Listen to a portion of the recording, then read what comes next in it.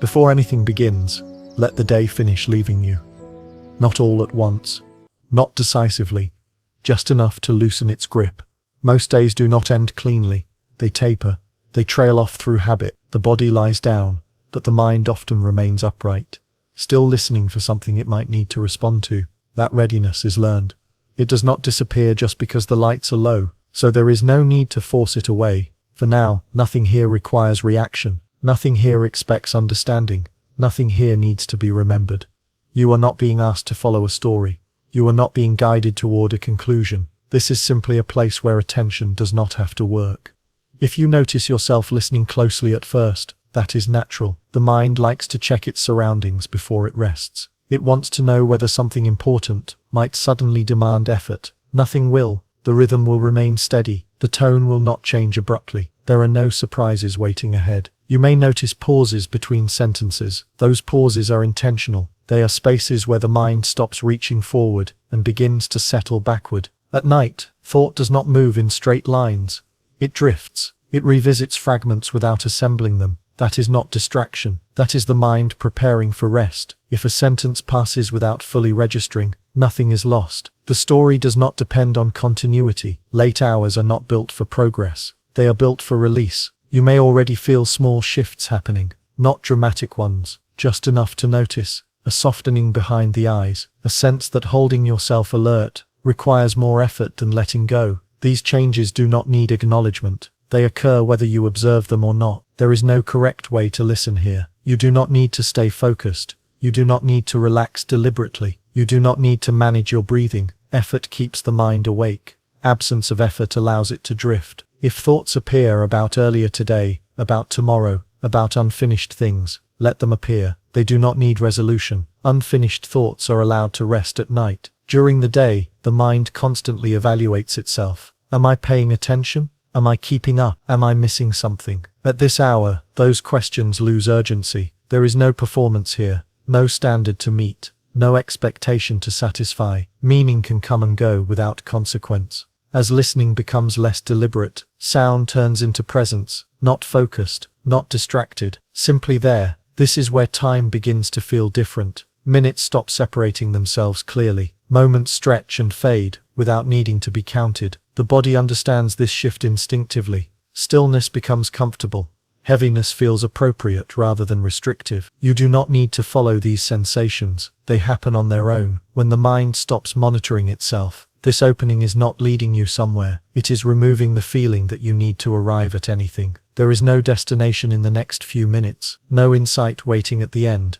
No realization to reach. Only a gradual release from the habit of staying prepared. If attention fades completely, that is fine. If it returns briefly, that is fine too. Nothing here depends on outcome. If sleep arrives early, nothing important is missed. If wakefulness lingers, there is nothing you need to hold on to. The story will continue whether you listen or not. That lack of pressure is what allows rest to deepen. You may notice that certain ideas surface without finishing themselves. Images, sensations, half-formed memories. They do not require interpretation. They can remain vague, the way distant sounds remain vague when you stop trying to identify them. As the mind releases its habit of control, space opens. In that space, thoughts no longer need to justify their presence. They arrive, they pass, they leave no trace. This is not emptiness. It is permission for the mind to stop narrating itself. Soon the story will begin to speak more clearly, not loudly, not urgently. It will not ask you to follow closely. It will move at its own pace, the way late-night thoughts move when they are no longer serving a task. For now, let the effort of staying alert soften.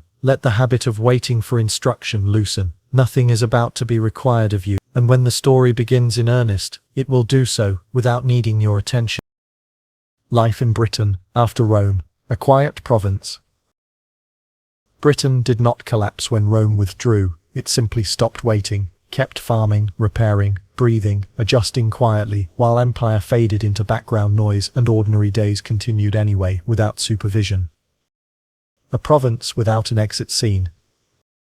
Britain was not informed that it had become post-Roman. There was no final announcement, no closing ceremony, no agreed moment when authority officially ended and something else began. What happened instead was a thinning. Roman coordination faded gradually, leaving behind roads, buildings, tools, habits, and expectations that no longer received reinforcement. Messages stopped arriving on time, payments became irregular and then absent, instructions grew vague and eventually disappeared. People did not debate what this meant. They noticed it through pauses, delays and silences that slowly became normal. Life continued because it had to. Fields still demanded attention, animals still required feeding and shelter, tools still broke and needed repair. Winter still arrived on schedule, indifferent to administration. The absence of Rome did not interrupt seasons. It only removed the assumption that someone beyond the village would organize response, recovery, or replacement. What remained was land, labor, weather, and routine, and those elements were enough to keep days moving forward. Villages did not gather to declare independence or loss. They adjusted without language. A road went unrepaired one year, then another. A bathhouse cooled and stayed cold. A storehouse emptied and was not refilled. None of these changes arrived dramatically. They accumulated quietly, each small enough to ignore on its own.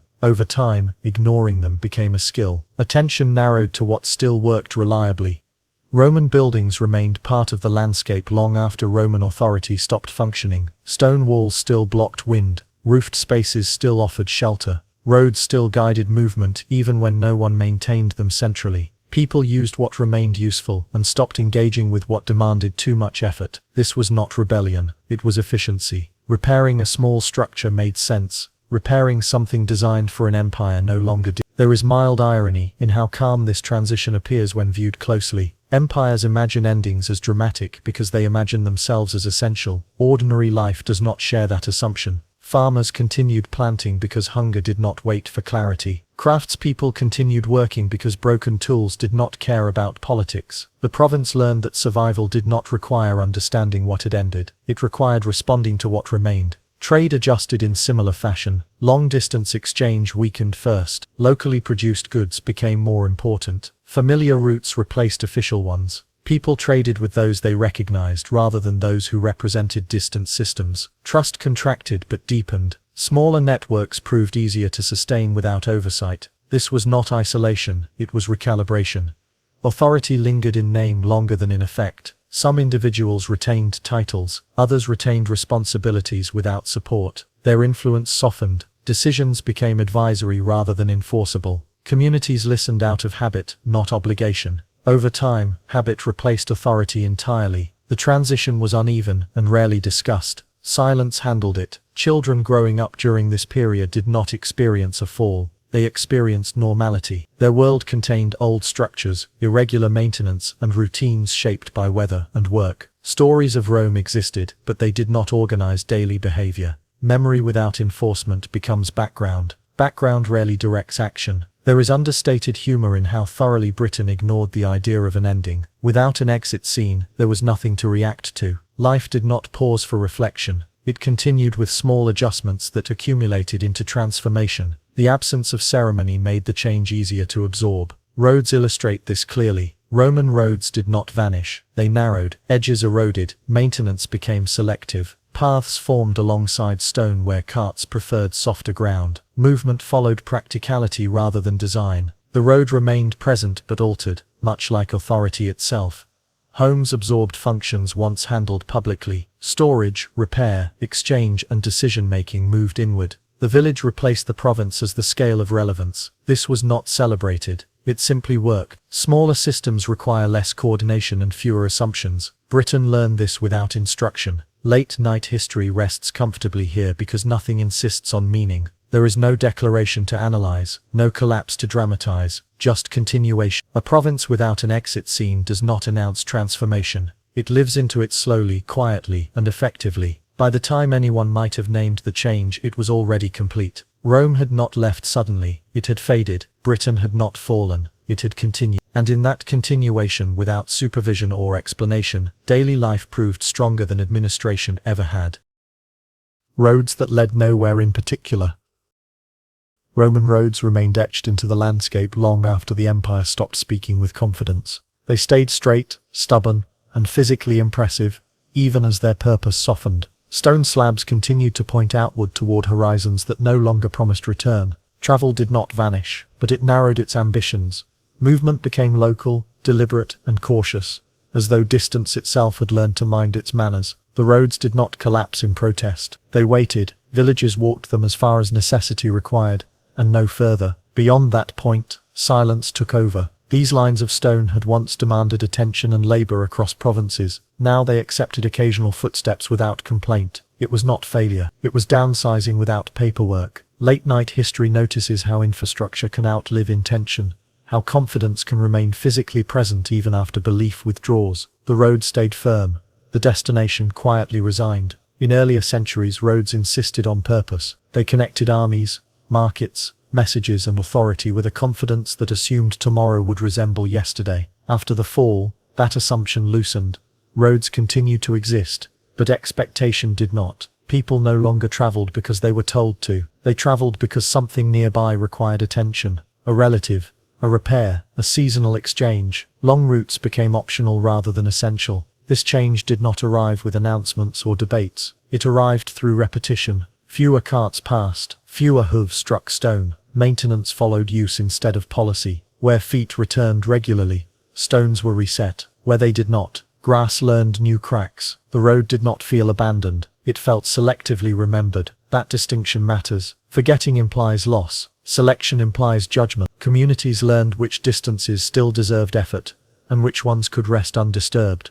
Bridges tell this story especially well. Near villages, arches were reinforced. Loose stones were replaced. Water channels were kept clear enough to prevent surprise. Farther away, bridges waited. They did not demand repair simply because they existed. Without traffic, they remained suggestions rather than obligations. This was not ignorance. It was energy management. Repair requires tools, labor and time. Time had become valuable in smaller increments. People invested it where return was immediate. A bridge that no one crossed did not compete well with roofs that leaked or fields that needed tending. The empire had once promised that everything connected mattered equally. After its silence, people disagreed politely by doing less. There is mild irony here. Roads built to assert control became lessons in restraint. They taught communities how to focus without apology. Travel changed character as well. Journeys shortened not because curiosity vanished, but because certainty did. A long road implies trust that shelter, safety and familiarity will appear along the way. That trust thinned. People preferred routes they already understood. Paths remembered by feet rather than maps regained importance. Roman roads did not disappear, but they lost monopoly. Side paths re-emerged. Informal shortcuts mattered more than imperial precision.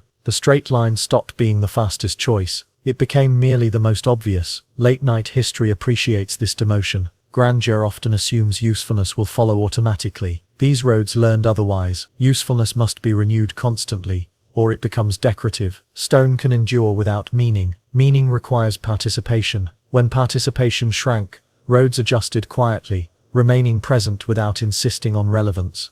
There is understated humor in imagining these roads waiting patiently for traffic that never fully returned. Perfect alignment, durable materials, all prepared for a schedule that no longer existed. Yet they did not complain. They did not crumble dramatically. They simply aged. Lichen softened edges. Dirt settled between stones. The road blended into the land it once dominated. This blending was not erasure. It was reconciliation. Without constant movement, the road stopped interrupting the landscape and started cooperating with it. Farmers crossed it when needed. Children played along its edges. Animals treated it as another surface rather than a directive. Authority faded. Utility remained. That balance feels appropriate for a world that had grown cautious about large promises. The road no longer led to glory. It led to wherever someone needed to go that day. Maintenance followed this logic carefully. Villages did not feel responsible for distant stretches. Responsibility had shrunk to match influence. This was not apathy. It was realism. Repairing what you use makes sense. Repairing what symbolizes a past that no longer feeds you does not. The empire once maintained roads to project inevitability. Afterward, inevitability felt expensive. Communities maintained what returned value. This approach produced uneven results,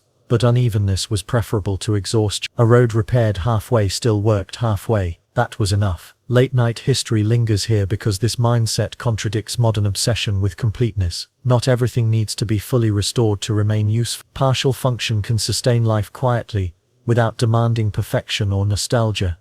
The social meaning of roads shifted as well. They no longer represented access to power. They represented memory. People recognized where they went even if they no longer went there. The road became a reminder rather than a requirement. It suggested options without insisting on them. Walking along it could feel reflective rather than purposeful. You knew where it once led. You also knew why you stopped earlier now. That awareness did not feel tragic. It felt settled. Roads that led nowhere in particular still offered direction of a different kind. They showed how far certainty once reached and where it reasonably ended. In a quieter world, that knowledge mattered more than connectivity. It helped people gauge scale, ambition and limits without needing explanation. Economically, this narrowing reduced risk. Long-distance travel exposes people to variables beyond their control. Short routes reduce surprise. After the fall, surprise was rarely welcome. Predictability became valuable. Roads close to home offered it. You knew who you might meet. You knew where you could rest. You knew when to turn back. The empire had encouraged movement for expansion. The post-imperial world encouraged movement for maintenance. That shift changed everything. Roads no longer chased opportunity. They supported routine. Routine stabilized days that might otherwise unravel. Late-night history recognizes routine as survival strategy rather than boredom. These roads supported that strategy quietly, asking only that someone walk them often enough to keep them visible. Over time, some roads vanished into fields, others became boundaries, some survived as nothing more than raised lines under grass, visible only in certain light. Yet their absence of traffic did not equal irrelevance. They shaped settlement patterns long after they stopped being used intentionally. Houses clustered near them, paths followed their logic unconsciously. The empire's geometry lingered even when its authority did not. This persistence feels gently ironic. Control faded, but structure remained. The road did not care who used it or why. It accepted whatever role was offered next. That adaptability explains its survival better than any decree. Stone endures best when it stops insisting. Late-night history rests comfortably with these roads because they demonstrate a kind of intelligence that does not seek recognition. They were built confidently, and then allowed to become modest. They did not demand upkeep beyond usefulness. They did not collapse in protest. They waited for footsteps and accepted silence when footsteps thinned. Roads that led nowhere in particular still led somewhere important. They led to a way of thinking smaller, choosing carefully, and conserving effort without shame. In the quiet after empire, this mattered more than speed or reach. The road remained straight, life curved around it, and that compromise allowed both to continue without drama, explanation or urgency, simply sharing space until night settled and movement slowed naturally again. Towns that grew quiet without closing.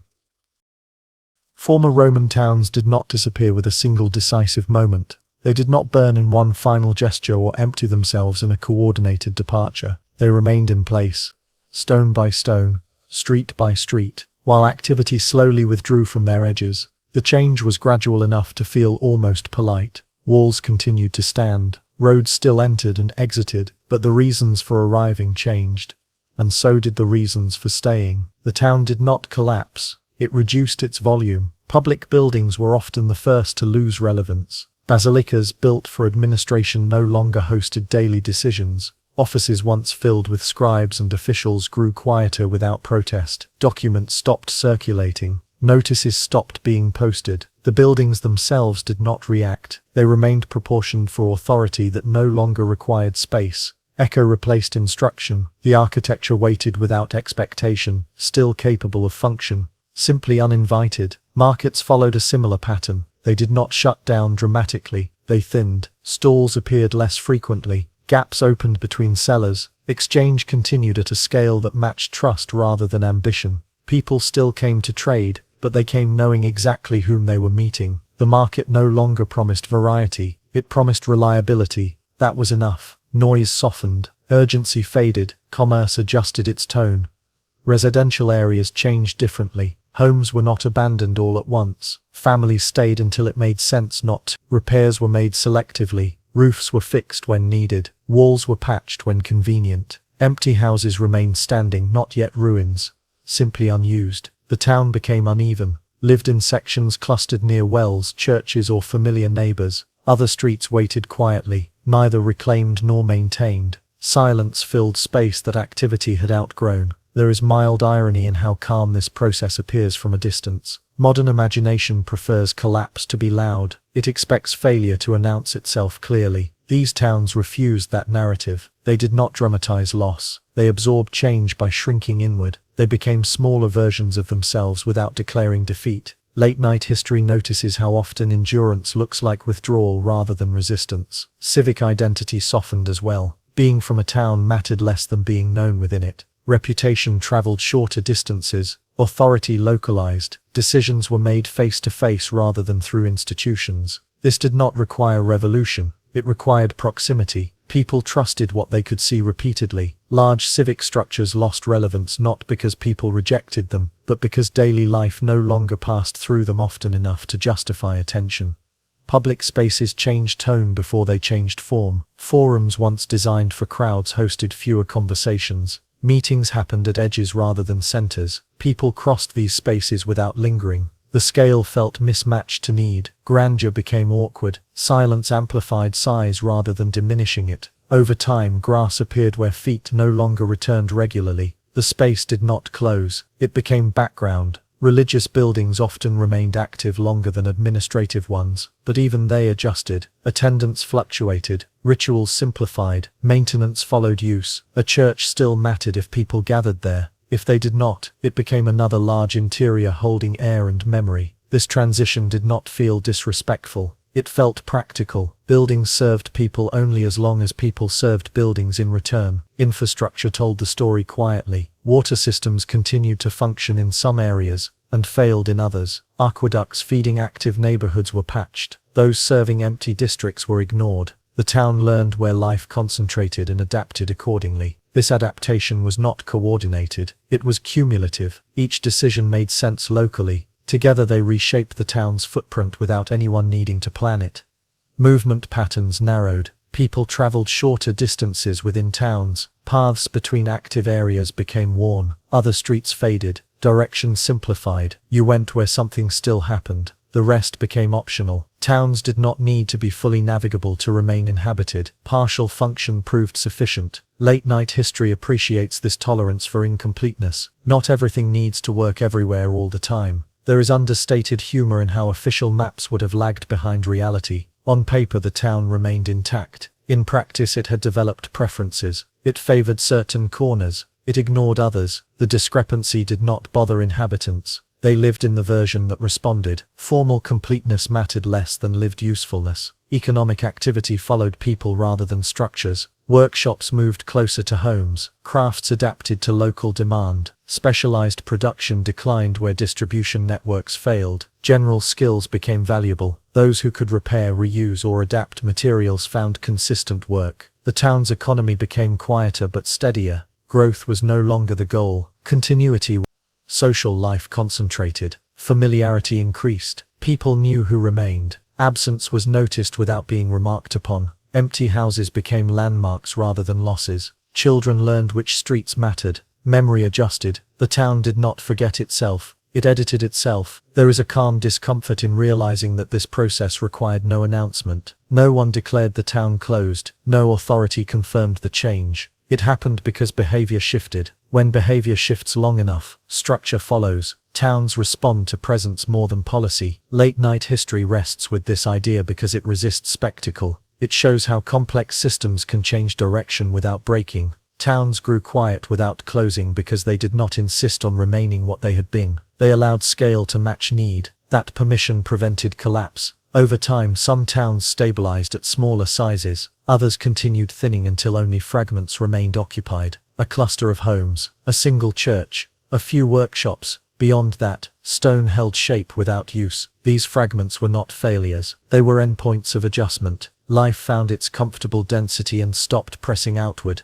Public memory adapted as well. Stories shifted from civic pride to personal continuity. People remembered who lived where rather than what the town once represented. Identity became local. This localization reduced pressure. One did not need to perform belonging to an empire. Belonging required recognition. There is light irony in how modern visitors sometimes mistake quiet for abandonment. Silence reads as absence to those accustomed to constant activity. But these towns were not empty. They were simply quieter than expectation. Life continued at a volume that suited conditions. Late-night history allows this quiet to feel sufficient. It does not ask for revival or restoration. It observes how towns can remain open without being loud, how walls can stand without hosting crowds, how places can continue without insisting on relevance. As night deepens in this telling, the image settles. A town with lights in fewer windows, streets that lead somewhere sometimes and nowhere other times, public buildings holding homes holding life, nothing dramatic, nothing final. Towns that grew quiet without closing demonstrate a form of resilience rarely celebrated. They survived not by expanding or defending,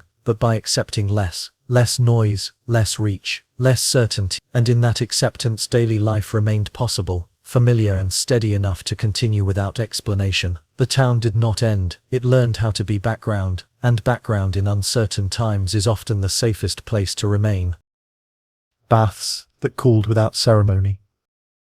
Roman bathhouses did not fail suddenly. They did not close their doors in protest or crumble under dramatic neglect. They cooled, slowly, predictably, almost politely. What had once been among the most coordinated systems of urban life simply became harder to justify as effort grew more valuable than comfort. Heat, after all, is not free. It must be gathered, carried, tended, and renewed. When coordination thinned, warmth became selective. Baths had always depended on systems larger than the building itself. Aqueducts delivered water in steady volume. Forests supplied fuel in quantities that assumed organized transport. Labor kept furnaces burning and channels clear. None of this was mysterious. It was logistical, and logistics are fragile when authority becomes inconsistent. Without centralized oversight, small failures stopped being repaired promptly. A delay here, a shortage there. Heat lingered less reliably, and people noticed without needing explanation. The first change was not absence, but uncertainty. Water still flowed, but not always warm. Furnaces still burned, but not continuously. Bathers arrived unsure of what they would find. That uncertainty altered behavior more effectively than any decree could have. People prefer reliability over luxury. When warmth could not be counted on, attendance declined naturally. The bathhouse did not empty, it thinned. There is mild irony in how little drama accompanied this shift. Roman baths had once been social theatres. Conversation echoed, steam softened boundaries, routine visits, structured daily schedules. As heat became intermittent, visits shortened. Lingering felt unnecessary when comfort was no longer guaranteed. People adapted by adjusting expectation rather than demanding restoration. Late-night history lingers on this restraint because it reveals how systems fade when they stop justifying their cost. Fuel was the quiet decider. Maintaining heat required steady wood supplies. As long-distance distribution weakened, wood became precious locally. Burning it for baths competed with cooking, heating homes, and artisanal work. Priorities reorganized themselves without debate. Warmth moved closer to necessity. The bathhouse lost its place in the hierarchy not because it was disliked, but because it was optional. Water systems followed a similar logic. Aqueduct maintenance required collective effort. When fewer people depended on baths daily, fewer people prioritized that maintenance. Channels clogged. Flow weakened, repairs happened only where water served multiple purposes. Bathhouses lost redundancy first. This was not neglect, it was triage practiced quietly. Bath attendants adapted before baths closed. Hours shortened. Certain rooms went unused. Cold pools remained functional longer than hot ones. Tepid rooms became the norm rather than the transition. The gradient flattened. Visitors adjusted without complaint. They washed quickly. They did not linger for warmth that might not arrive. The ritual simplified itself. No announcements marked this change. No one posted notices declaring the end of heated bathing. Customs do not require explanation when circumstances teach the lesson clearly. The bathhouse remained a building. It simply stopped behaving as before. That behavioral shift mattered more than structural integrity. There is understated humor in how this change would have confounded expectations of permanence. Roman baths were marvels of engineering. They seemed inevitable. Yet inevitability depends on continued investment. Once investment became inconsistent, inevitability dissolved. The baths cooled because effort moved elsewhere. Personal washing did not stop. It relocated. Rivers accepted bodies without complaint. Basins served households. Rain became useful again. Cold water returned to daily life without being framed as loss. People washed when and how they could. Cleanliness adjusted to conditions rather than ideals. Late-night history notices how quickly people relearn adaptability. Warmth had been appreciated, but it was never essential. The body remembers how to function without luxury faster than culture remembers how to explain it. The absence of hot baths did not destabilize life, it simply altered comfort. Bathhouses also required social agreement. Shared spaces demand shared norms. As attendance thinned, that agreement weakened. Fewer voices echoed. Silence replaced conversation. Large rooms designed for crowds felt oversized for small groups. The scale no longer matched use. People prefer spaces that feel proportionate. They drifted away. There is quiet irony in how bathhouses became victims of their own success. Their scale assumed abundance. When abundance receded, the scale felt excessive. Smaller practices proved more resilient. Washing at home required no coordination beyond the household. Rivers did not require fuel. Simplicity endured. Maintenance patterns tell the story clearly. Decorative elements deteriorated first. Mosaics dulled. Paint faded. Functional elements lasted longer. Doors were repaired. Roofs patched. Furnaces neglected. This order reveals priority. Survival precedes pleasure. Late-night history respects this hierarchy because it appears repeatedly across periods.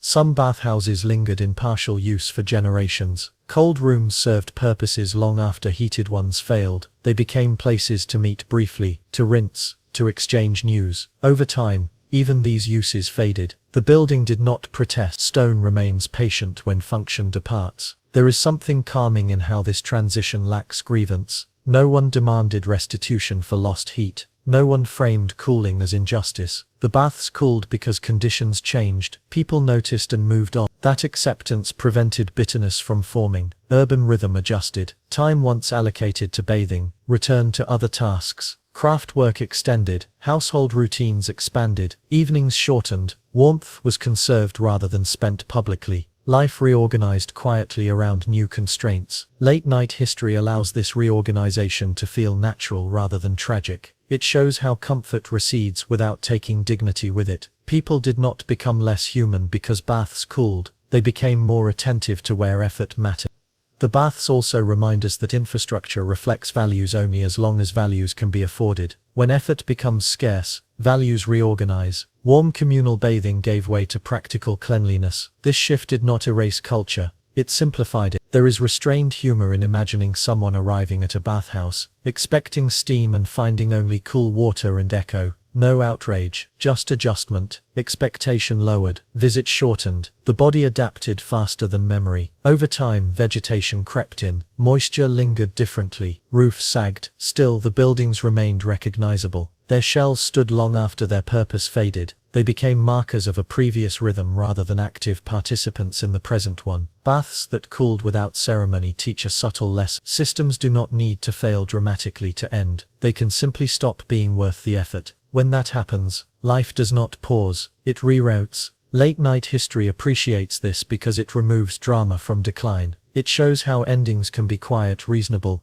and largely unremarked. The baths cooled, people washed elsewhere, no speeches were given. As night deepens in this telling, the image settles into stillness. An empty hall, cool stone, water no longer steaming, silence filling space once warmed by conversation. Nothing broken, nothing demanded. The bathhouse did not close, it cooled, and in cooling it revealed how much of daily life continues without needing ceremony, explanation or regret. Farming without imperial calendars. Farming did not stop when imperial calendars lost authority. It simply stopped listening to them. Fields do not recognize proclamations. Seeds do not respond to titles. Rain arrives when it arrives, and soil accepts labor only when conditions allow. After imperial scheduling faded, agriculture returned to a quieter relationship with time, one shaped less by expectation and more by observation. Under imperial administration, farming had been tied to projection. Planting schedules assumed coordination across regions. Harvests were counted in advance. Surplus was anticipated, taxed, redirected and displayed. Calendars mattered because they synchronized effort at scale. When that scale weakened, synchronization became unnecessary. Local conditions replaced centralized timing without resistance. Farmers adjusted quickly. They always do. Weather became the primary reference again, not dates inscribed on stone or parchment. A cold spring delayed planting without penalty. A dry summer reduced yield without shame. Fields were worked when they were ready, not when someone expected them to be productive. This shift reduced anxiety, expectations lowered to meet reality, which is often a relief disguised as loss. Tools tell part of this story. Under imperial systems, replacement had been easier than repair. Standardization favored new production. As networks thinned, tools stayed longer in circulation. Handles were reattached. Blades were sharpened beyond their intended lifespan. Improvisation replaced uniformity. A repaired tool may not look impressive, but it continues working, which matters more than appearance. Storage grew in importance as ambitions softened. Instead of planning for expansion, farmers planned for continuity. Granaries were maintained carefully. Preservation mattered more than record yield. A smaller harvest that could be stored reliably felt preferable to a larger one, vulnerable to spoilage or seizure. Security replaced growth as the measure of success. There is mild irony in how calm this adjustment appears. Imperial agriculture had often framed itself as progress, yet it depended on constant pressure. When pressure eased, farming did not collapse. It simplified. The land did not notice the change in authority. It responded as it always had to effort applied at the right moment. Late-night history lingers here, because farming reveals how quickly systems revert to fundamentals. Without imperial calendars, farmers remembered older rhythms, embedded in practice, rather than policy. Frost lines, soil moisture, wind patterns. These indicators do not require explanation. They require attention. Attention returned naturally when external instruction faded. Crop choices narrowed without drama. High-risk varieties declined. Reliable staples dominated. Diversity remained, but it was practical rather than experimental. Crops that demanded precise timing or intensive coordination lost appeal. Plants that tolerated variation gained favor. Resilience replaced optimization. Ambitions softened in ways that are difficult to frame as decline. Surplus was welcomed, but not assumed. When it appeared, it was stored or shared locally rather than projected outward. When it did not, life adjusted without panic. This restraint conserved energy. Farming became less about maximizing output and more about minimizing failure. Labor patterns shifted as well. Large coordinated efforts gave way to household-scale work. Families tended plots they knew intimately. Knowledge localized. Decisions were made quickly because fewer people needed to agree. This reduced friction. Fields reflected the judgment of those who walked them daily. Seasonal rituals continued, but they were less formal. Without imperial reinforcement, celebration followed harvest rather than schedule. Feasts happened when food allowed. Fasting happened when it did not. Meaning adjusted itself to availability rather than expectation. This flexibility preserved morale. There is understated humor in how imperial calendars, once symbols of order, became irrelevant almost overnight. The sun continued rising, rain continued falling, crops responded as they always had. Authority had mattered less than it claimed. Late-night history appreciates how farming resists abstraction. It does not respond well to distant planning. It rewards presence. Farmers who paid attention survived better than those who followed outdated instruction. This was not ideology, it was practicality. Land use also shifted subtly. Marginal fields were abandoned. Fertile plots received more care. Expansion slowed. Consolidation followed. This reduced exhaustion. Overworked soil recovered. Yields stabilized at lower but more reliable levels. Stability became preferable to reach. Livestock patterns mirrored crop changes. Herd sizes adjusted to available pasture rather than projected demand. Animals were valued for multiple uses rather than single outputs. Flexibility mattered. A cow that provided milk, labor, and eventual meat was more useful than one optimized for a single purpose. Tools, animals, and crops formed smaller systems that could be managed without oversight. This reduced vulnerability. A failed harvest in one area did not necessarily cascade through the region. Local shortages were met locally when possible. Dependency decreased quietly. There is restrained irony in how imperial agriculture had promised security through scale, yet scale introduced fragility. When coordination failed, systems broke quickly. Smaller systems bent rather than snap. Farming without imperial calendars proved less impressive, but more durable. Knowledge transmission changed tone. Without formal administration, skills passed through demonstration rather than decree. Children learned by watching. Neighbors shared techniques informally. Variation increased, but so did adaptation. Fields reflected local intelligence rather than standardized instruction. Late-night history rests comfortably in this slow adjustment. It notices how farming reclaims time when pressure lifts. Days lengthen. Work follows light rather than schedule. Rest becomes possible again. Exhaustion decreases when expectation aligns with capacity. Weather regained authority without contest. Droughts were endured rather than explained away. Good seasons were accepted without extrapolation. Farming stopped pretending it could predict everything. This humility reduced disappointment. Storage structures became symbols of security more than granaries had ever been under imperial management. A full storehouse meant survival. An empty one meant caution. Neither required explanation. The presence or absence of food communicated clearly. Markets adapted accordingly. Surplus entered exchange when available. When it was not, trade narrowed. Farming and markets aligned in scale. Neither demanded growth from the other. This mutual restraint stabilized communities. There is quiet humor in how modern narratives often assume that losing centralized planning must produce chaos. Farming demonstrates the opposite. When centralized planning fails, local planning fills the gap quickly. Life continues with fewer promises and fewer surprises. Farming without imperial calendars also changed how time was felt. Years were measured by seasons rather than rains. Memory followed weather patterns rather than political milestones. History slowed down. Attention narrowed. This narrowing did not impoverish life. It made it manageable.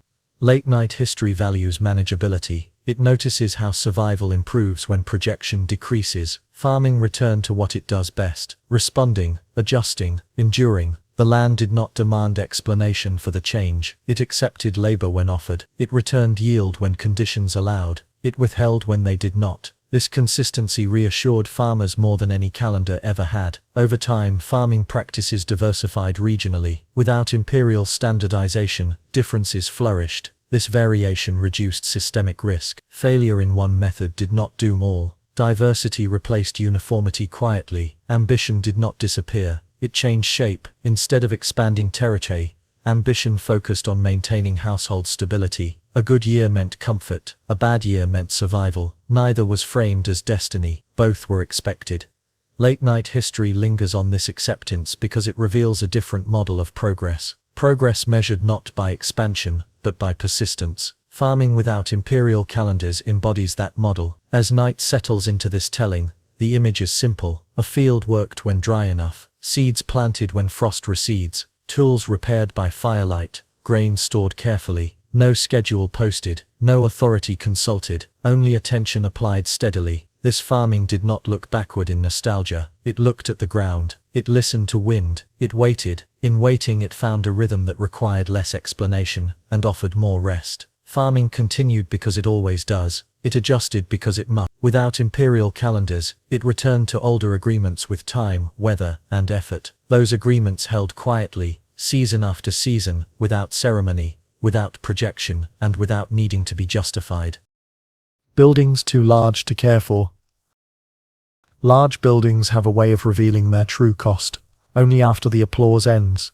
In Roman Britain, villas built for elites were designed to demonstrate permanence, coordination, and control. They assumed steady labor, reliable materials, and a social structure capable of maintaining complexity indefinitely. When those assumptions weakened, the buildings did not protest. They simply became difficult. Villas did not collapse dramatically. They tired. Roof tiles slipped one by one. Wooden beams softened with damp. Heating systems that once required constant fuel and skilled attention were allowed to cool. Mosaic floors remained intact, long after rooms above them were no longer used. Decay here was gradual, almost polite. It respected the pace at which people withdrew their effort. Occupation became selective. Families did not abandon these structures entirely at first. They retreated inward. Rooms closest to warmth and light remained in use. Peripheral spaces darkened. Corridors became storage. Reception halls lost their purpose before they lost their walls. Life contracted toward what could be cleaned, heated, and repaired without help. This contraction was not framed as loss. It was adjustment. A building designed for display becomes inefficient when display no longer matters. Large roofs require constant attention. Long walls crack in many places at once. Windows multiply vulnerability. What once signaled success began to demand more than it returned.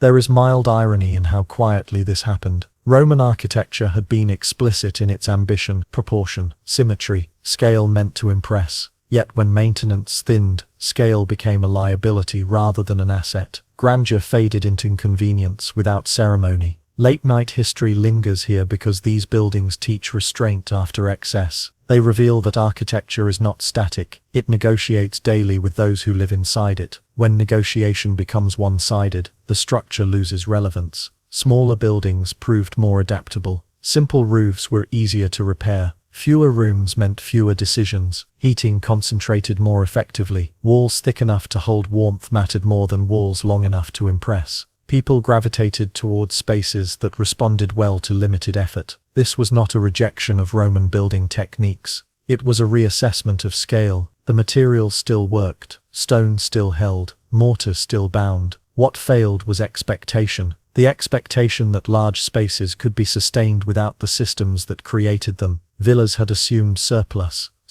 labor, surplus fuel, surplus coordination. When surplus receded, buildings that depended on it became burdensome. Smaller structures assumed constraint. They survived because they did not require abundance to function.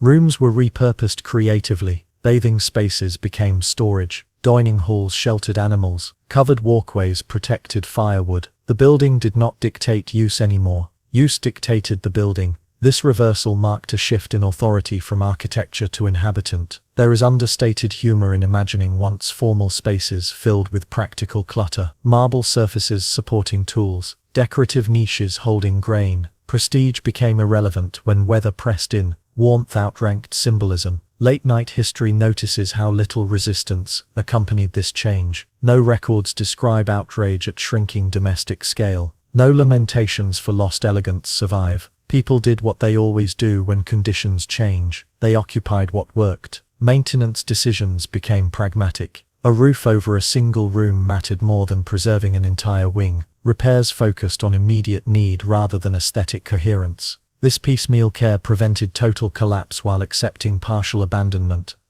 In some cases, villas transformed into clusters of smaller dwellings. Walls were subdivided. New entrances. The original plan dissolved into something more flexible. The building aged into a different identity without protest. Britain learned, slowly and without announcement, to stop repairing what demanded too much. This lesson was not ideological, it was experiential. Every failed repair reinforced it. Every successful small shelter confirmed it. There is restrained irony in how Roman architecture, once a symbol of order, adapted into something almost organic. It shed unused parts like a tree losing branches in winter. Survival did not require wholeness, it required adequacy. Late-night history rests comfortably with this idea. Adequacy is rarely celebrated, yet it sustains life. Buildings that can be fully cared for outperform those that promise too much. Public perception shifted subtly. Large abandoned structures did not provoke fear immediately. They became landmarks, shelter, sources of stone. Their presence remained useful even as their original purpose faded. Stone was reused carefully. Blocks removed from collapsing sections reinforced smaller homes. Material migrated from excess to necessity. This reuse was not vandalism, it was continuity practiced with restraint. Heating tells much of this story. Hypercost systems required coordination across rooms. Fuel had to be sourced and distributed evenly. When that coordination faltered, heating retreated to hearths. Fireplaces concentrate warmth efficiently. They demand less infrastructure. People followed the heat inward. Lighting followed a similar pattern. Large windows lost advantage when glass was difficult to replace. Smaller openings retained warmth and reduced maintenance. Interiors darkened slightly. Comfort improved.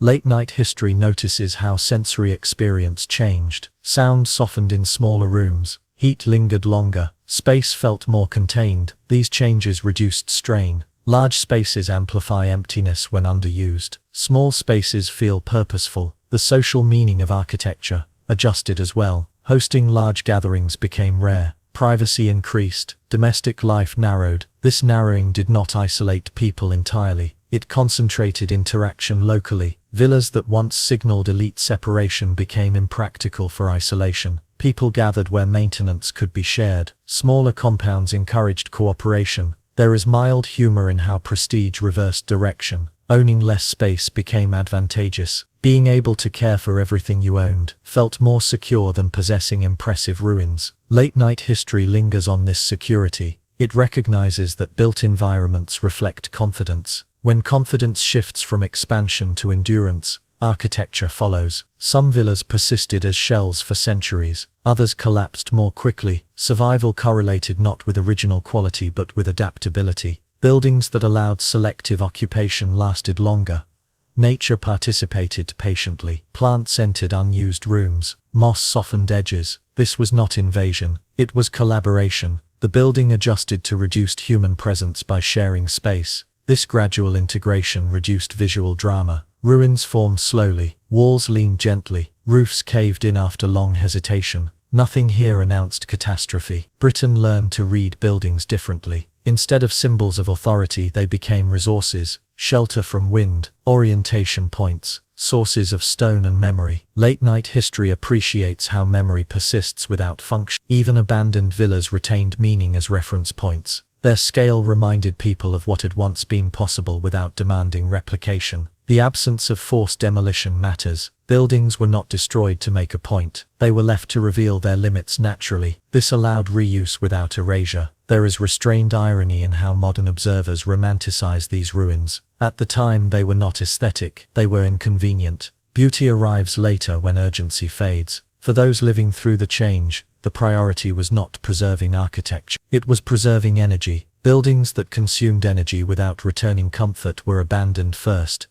Late-night history rests in this prioritization. It values decisions that reduce strain quietly. Architecture that survives is architecture that cooperates. By choosing smaller spaces, people reduced their exposure to weather, repair, and exhaustion. This choice improved daily life without requiring explanation. The process did not require planning committees or decrees. It emerged through repeated experience. Each winter reinforced it. Each failed repair confirmed it. Buildings too large to care for taught a lesson without instruction. Scale must match capacity. When it does not, contraction is not failure. It is intelligence applied belatedly. As night deepens in this telling, the image settles. A large villa stands partially occupied. Smoke rises from one corner. The rest remains quiet. Stones wait. No one feels compelled to fix everything. The building has become a resource rather than a responsibility. It offers what it can. It no longer demands what it cannot receive. Late-night history finds calm here. The refusal to maintain excess reduces anxiety. Letting go of unnecessary space allows attention to return to what matters. Britain did not forget how to build. It remembered how to choose. Choosing what to care for mattered more than preserving what impressed. In time, new buildings reflected this lesson. Smaller, thicker walled, easier to heat, easier to repair. Architecture followed lived reality. The villas remain as quiet instructors. They do not scold, they demonstrate. When systems fade, scale must follow. Grandeur without support becomes weight. And so these buildings faded into inconvenience without ceremony. Not through violence, not through neglect, through a collective decision to stop spending energy where it no longer helped. That decision did not end architecture. It refined it. Smaller spaces survived more easily because they listened to human limits. Late-night history closes this section gently. Buildings endure when they are cared for. Care endures when it is possible. Everything else learns how to rest. The villas learned that lesson slowly. Britain learned it by living through them. And in that quiet adjustment, daily life continued, contained, warmer, and more manageable, without needing to explain why some walls were left standing while others were allowed to fall. Work that fed today, and nothing more. Work in Rome did not vanish when the future became uncertain. It narrowed, it lost ambition, and retained necessity. Labor stopped pointing forward and began pointing downward, toward the present moment, toward the ground underfoot, toward hands that still needed to be fed. People worked not because effort promised reward tomorrow, but because effort prevented hunger tonight. This change did not arrive with instruction. It arrived through repetition, through days that asked the same question again and again and accepted the same answer quietly. Crafts that survived did so because they repaired rather than invented. Broken tools mattered more than new designs. Worn sandals required attention before ornamental ones. Roof tiles that leaked demanded skill sooner than decorative mosaics. Work learned to follow damage. Damage was honest. It appeared without metaphor. It could be touched, measured, and corrected. Ambition, by contrast, required belief in continuity. That belief had thinned. Innovation slowed without ceremony. No one declared an end to progress. It simply became inefficient. New methods require risk. Risk assumes surplus. Surplus had receded. Reliability gained value because it wasted nothing. A known technique, even if imperfect, preserved energy. Repetition became safer than experimentation. The city accepted this without debate. People continued to rise in the morning and apply effort. The act itself had not changed. The meaning had. Work no longer suggested advancement. It suggested maintenance. Maintaining tools, maintaining walls, maintaining routines. These acts did not feel inspiring. They felt necessary. Necessity rarely seeks admiration. There is gentle irony here. Rome had once celebrated labor as contribution to something larger. Now labor contributed only to survival. The scale shrank, the dignity remained. In some ways, it sharpened. Work done without illusion carries a different weight. It does not pretend to save the world, it saves the day. Artisans adjusted quickly. Blacksmiths repaired more than they forged. Potters reused clay when possible. Carpenters scavenged beams rather than shaping fresh timber. Nothing went unused twice if it could be avoided. Waste became visible again. When waste threatens survival, it stops feeling abstract. Labor also became quieter. There was no audience, no expectation of recognition. Work happened early and ended when fatigue insisted. Loud effort wastes breath. Quiet effort preserves it. The sound of labor softened into rhythm rather than proclamation. Skill replaced status. Titles mattered less than competence. Knowing how to fix something earned trust faster than claiming authority. People remembered who solved problems. Memory replaced credential. Reputation formed locally. It traveled slowly. Apprenticeship changed tone. Learning focused on what already worked. Masters taught preservation rather than expansion. The goal was not to surpass predecessors, but to match them well enough to continue. Excellence became consistency.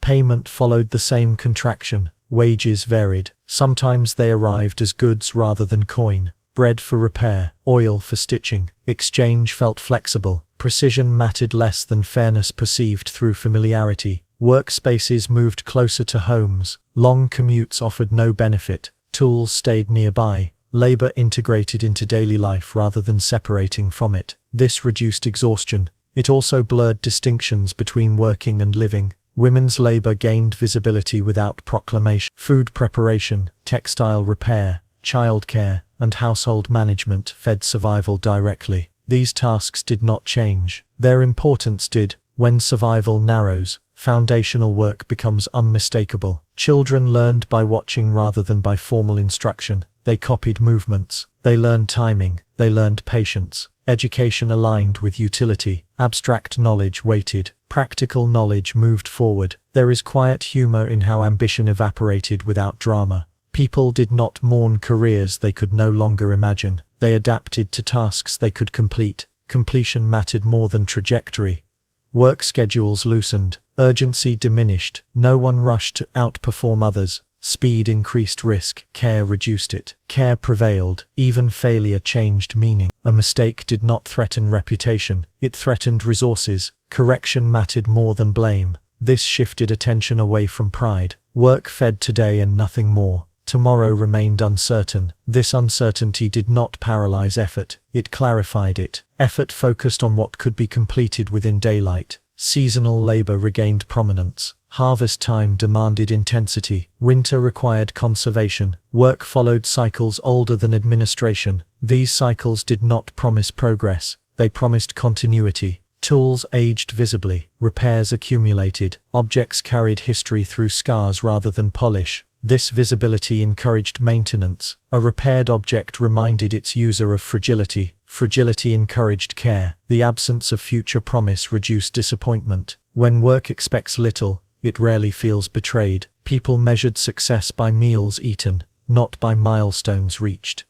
There is something unsettling in how quickly humans adjust expectations. Remove the promise of advancement and effort does not vanish. It simplifies. Labor became intimate. People worked for people they knew. The abstraction of serving an empire dissolved. Service returned to proximity. This proximity enforced accountability more effectively than authority once had. Nightfall ended work decisively. Continuing after dark risked error. Error wasted effort. People stopped. Rest became strategic rather than indulgence. Stories about work changed tone. They no longer celebrated achievement. They noted endurance. Who lasted the winter? Who repaired the roof in time? Survival became narrative enough. The future still existed, but it lost magnetism. It stopped pulling effort forward. The present held effort in place. This anchoring reduced anxiety. Work did not inspire hope. It sustained breath. Breath sustained life. Life continued. Late-night history stays here because this version of labor feels both distant and familiar. Many people today work without promise,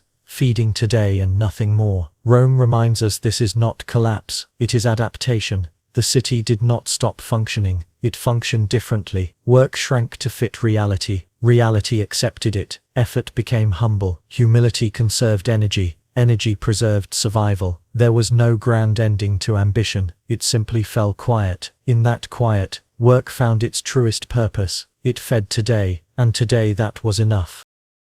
Time without announcement. Time in post-imperial Rome did not disappear when authority weakened. It changed posture. It stopped standing upright and pointing forward. It began to lie flat, spreading quietly across the day, measured less by clocks and proclamations and more by light, shadow, and the slow insistence of fatigue. The city did not wake to trumpet calls announcing schedules. Morning arrived when brightness crept into rooms and bodies accepted that rest had finished. Evening arrived when exhaustion made further effort inefficient rather than heroic. Bells still rang, but less often, and with less certainty. They marked habits rather than commands, without a centralized rhythm enforcing alignment. Time fractured into local patterns. Each neighborhood listened to its own cues. A street learned when to begin work by watching doors open. A household learned when to stop by noticing silence. Coordination shrank, but coherence remained. Appointments softened. They lost precision. A meeting no longer required exact arrival. It required eventual presence. This looseness did not produce chaos. It produced patience. Waiting stopped feeling wasteful when nothing urgent demanded replacement. People arrived when they arrived. Work adjusted accordingly. Seasons reclaimed authority quietly. Without institutions promising stability beyond weather, climate resumed its role as organizer. Summer extended daylight and labor followed. Winter shortened effort and conserved energy. Planning adapted not to calendars, but to temperature and harvest. The future narrowed into manageable segments defined by conditions rather than ambition. There is gentle irony in how anxiety eased alongside uncertainty. Anxiety requires projection. It feeds on imagined futures and missed deadlines. When the future stopped insisting on interpretation, mental space widened. People stopped rehearsing outcomes they could not control. Attention returned to what could be seen, touched, and completed. The day became sufficient, not abundant, not fulfilling in the abstract sense. Sufficient. This sufficiency reduced strain. People measured success by completion rather than by anticipation. If tasks ended before darkness, the day had worked. Time also lost hierarchy. There was less difference between important hours and ordinary ones. Morning did not promise advantage. Evening did not imply loss. Each portion carried similar weight. This equality softened disappointment. Public time weakened. Private time strengthened. Families synchronized internally rather than with the city. Meals aligned with hunger rather than schedules. Sleep arrived when bodies demanded it. This responsiveness restored physical balance long neglected. Children learned time differently. They watched shadows lengthen. They learned seasons by clothing changes. They learned patience by waiting for adults who no longer rushed. Education occurred within cycles rather than timetables. Records still existed. Dates were still written, but they mattered less than sequence. What happened before mattered more than when it happened. Narrative replaced chronology. Memory followed usefulness. Travel slowed accordingly. Journeys began when conditions allowed rather than when plans insisted. Delays were accepted without commentary. Commentary wastes breath. Acceptance conserves it. Time lost its voice. It stopped announcing itself. Without proclamations, it became background. Background time is easier to live with. It does not interrupt thought. It allows attention to settle. Work adapted to this rhythm. Tasks expanded or contracted based on daylight. Artificial extension felt unnecessary. Effort respected limits again. Exhaustion was signal, not challenge. Night regained clarity. Darkness meant stopping, not heroically pushing through. Stopping prevented error. Error wasted effort. Effort mattered more than appearance. Sleep deepened when it arrived without guilt. Guilt requires expectation. Expectation had loosened. Rest became strategic rather than indulgent. There is understated humor in how efficiently humans abandon schedules when they stop serving survival. Clocks had once symbolized order, now they symbolized noise. People learned to ignore them politely. Time became local. One street might wake earlier, another later. This lack of synchronization reduced conflict. People stopped colliding over urgency. Festivals changed tone. They occurred when resources allowed rather than on fixed dates. Celebration followed abundance rather than announcing it. Joy became responsive rather than scheduled. Religious or civic calendars lost dominance not through rejection but through irrelevance. When food determines rhythm, abstraction steps aside. Old people adjusted more easily than young. They had lived before clocks dominated life. Their bodies remembered slower measures. Their patience felt appropriate rather than outdated. The language of time softened. Fewer references to deadlines, more references to light, morning, late afternoon, before dark. These phrases carried flexibility within them. Planning narrowed to necessity. Long-term projects felt impractical. Short-term completion felt achievable. This reduction did not impoverish life, it simplified it. The absence of future pressure reduced shame. Falling behind requires a standard. Standards had thinned. People judged effort by sincerity rather than speed. Memory also adjusted. People remembered sequences of days rather than dates. This blurred sharp edges. Trauma softened faster. Joy lingered quietly.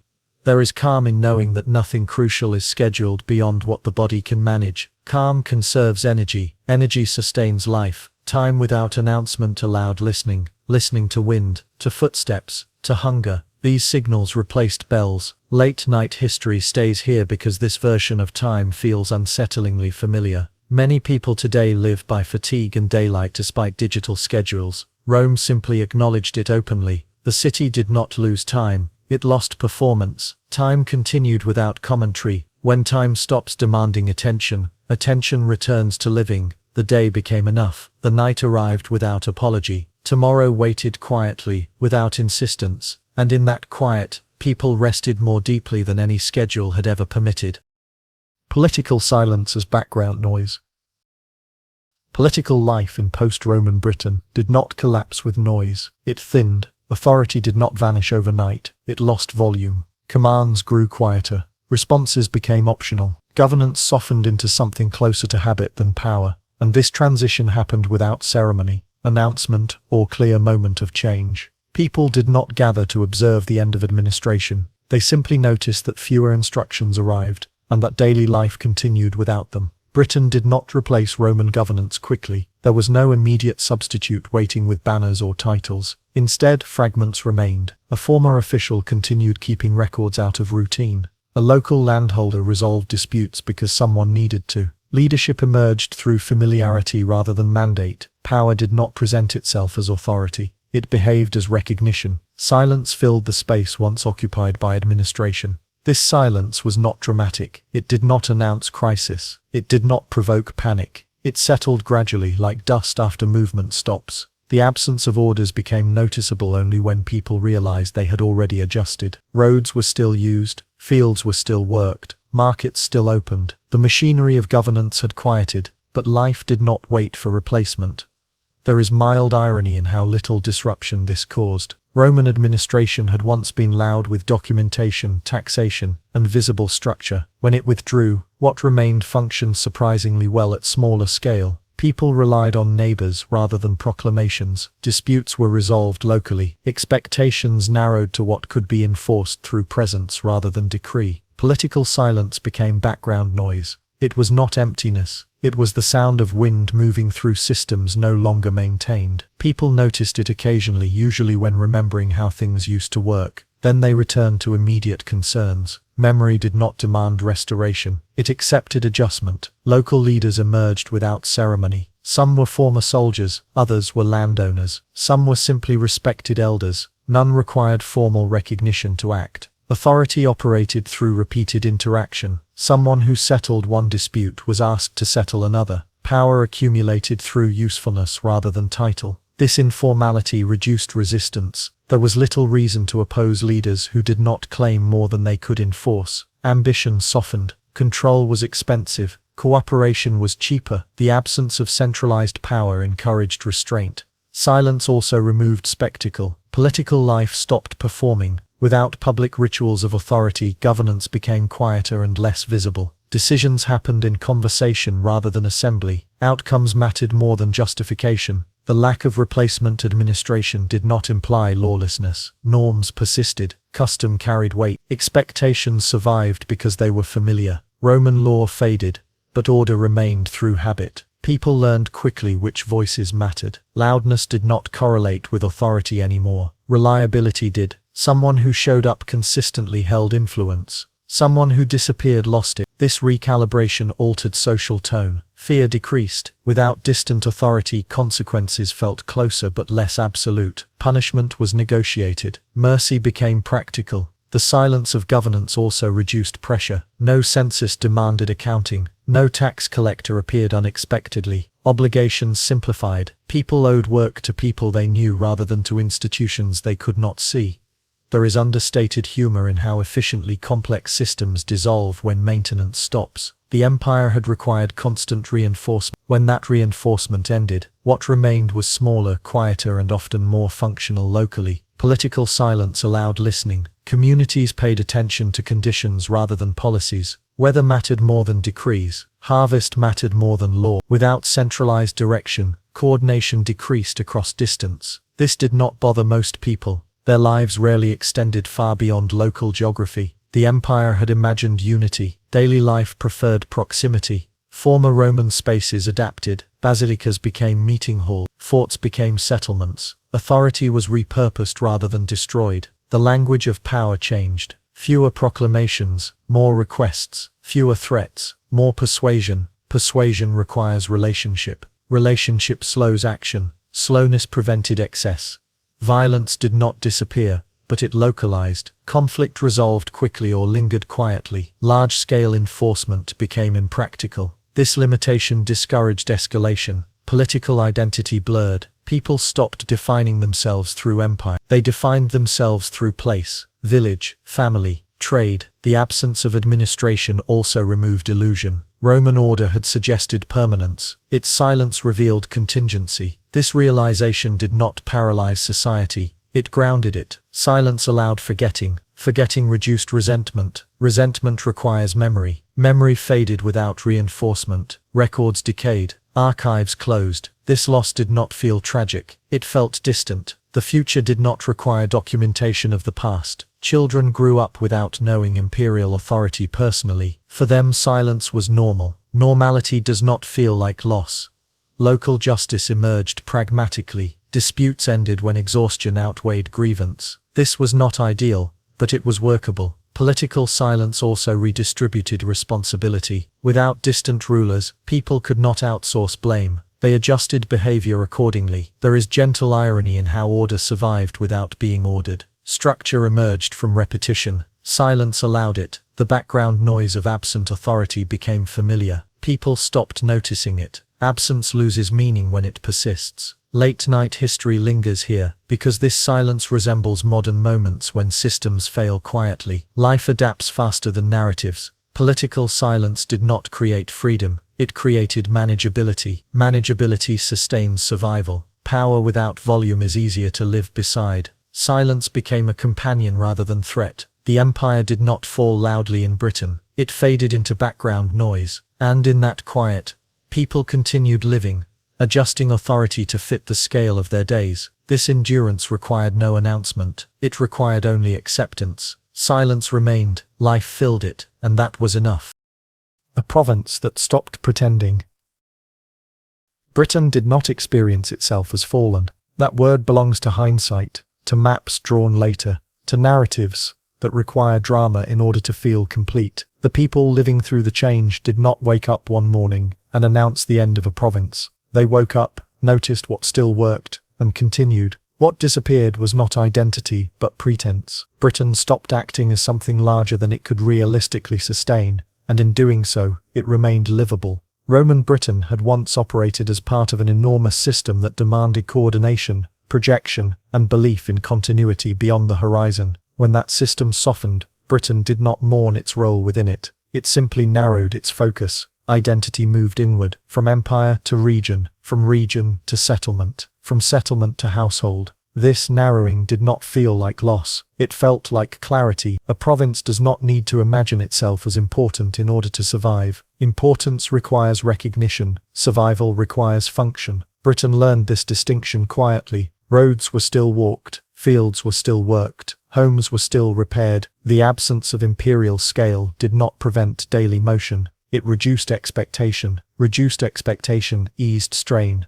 Villages became the primary unit of meaning, not because ideology demanded it, but because geography encouraged it. Most lives had always been local. Empire had stretched imagination farther than daily reality required. When that stretch relaxed, life aligned more closely with experience. People recognized faces more often than titles. Recognition replaced abstraction. Households strengthened, not emotionally in a romantic sense, but practically. More activities happened closer together. Meals mattered, storage mattered, shared labor mattered. The household became the most reliable institution available. It required no permission and offered immediate return. Inward focus was not nostalgic, it was efficient. Britain did not attempt to replace Rome symbolically. It did not erect new monuments to assert continuity. That urge belonged to central power, not peripheral survival. Instead, existing structures were reused without explanation. A bathhouse became storage, a villa became housing, a forum became an open space that no longer asked to be understood. These changes did not signal disrespect, they signaled adaptation.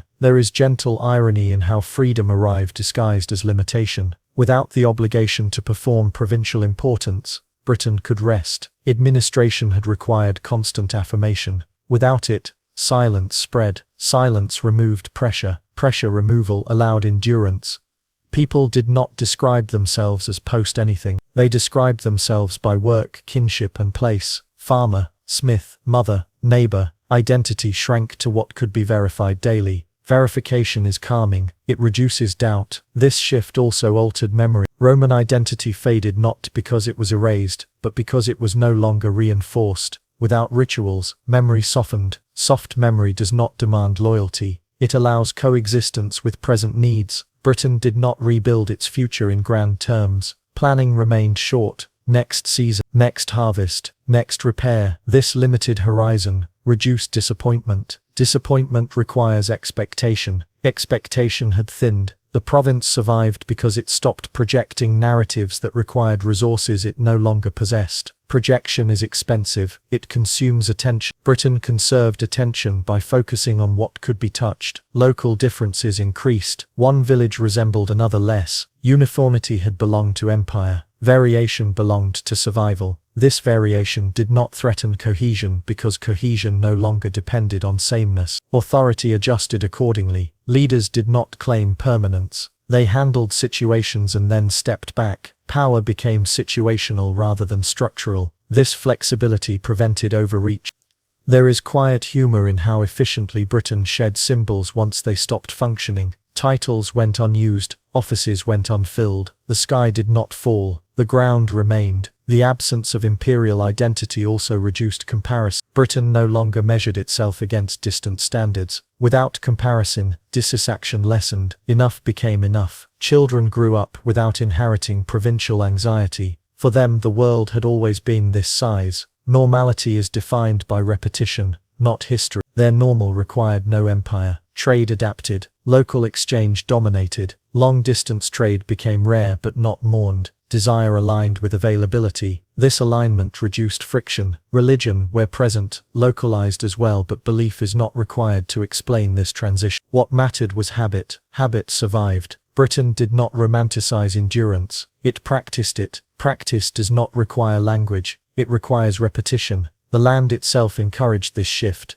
Britain is not vast. Its geography supports locality. Empire had overlaid abstraction onto terrain. When abstraction lifted, terrain remained.